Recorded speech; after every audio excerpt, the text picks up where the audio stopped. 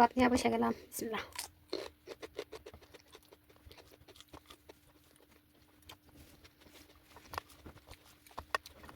Hi guys, আসসালামু আলাইকুম। সবাই কেমন আছো?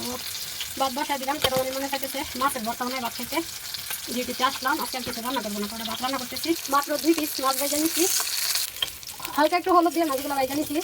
দেখো, ভর্তা বানানোর জন্য 2 পিস মাছ এগুলো ভেজে নিচ্ছি। একটু টাটালি কাটাগুলো বেছে নেবো। দিয়ে দিলাম শুকনো মরিচ। মরিচগুলো ভাজা হয়ে গেছে, এদিকে আমি পেঁয়াজগুলো হালকা একটু ভেজে তারপরে নিয়ে নেবো। পেঁয়াজ না ভাজা কাটা বন্ধ করে মাছের কাটাগুলো ভেজে নিয়েছি, মরিচও ভেঙে নিয়ে নিয়েছি।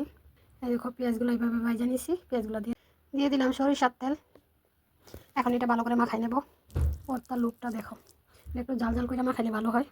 ফাইনালি ভর্তা আমার রেডি। এটা রুই মাছ দিয়ে বানাইছি, একটু জাল জাল করে অনেকটা ভালো লাগে এভাবে ভর্তা বানিয়ে খাইলে। আর সরিষার তেল দাও তো ভর্তার স্বাদ অন্যরকম হয়ে গেছে। ভাত নিয়ে নিলাম, শসা নিয়ে নিলাম, ভর্তা নিয়ে নিলাম। এখন খাবারের ফল, সাথে অল্প একটু পাতাকপি নিয়ে নেবে। এখন এই তো ভাত নিয়ে বসে গেলাম। বিসমিল্লাহ।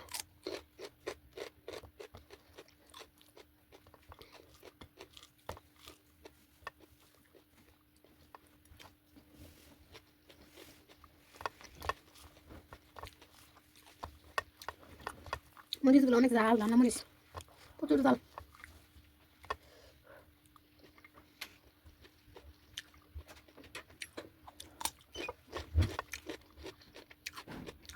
প্রচুর ঝাল। সেটা নিয়ে ঝাল খেলে ভালোই লাগে, সেগুলো তো গরমে যায় সেটা। ভর্তা যদি ঝাল না হয়, ভর্তা খাই তো স্বাদ নাই।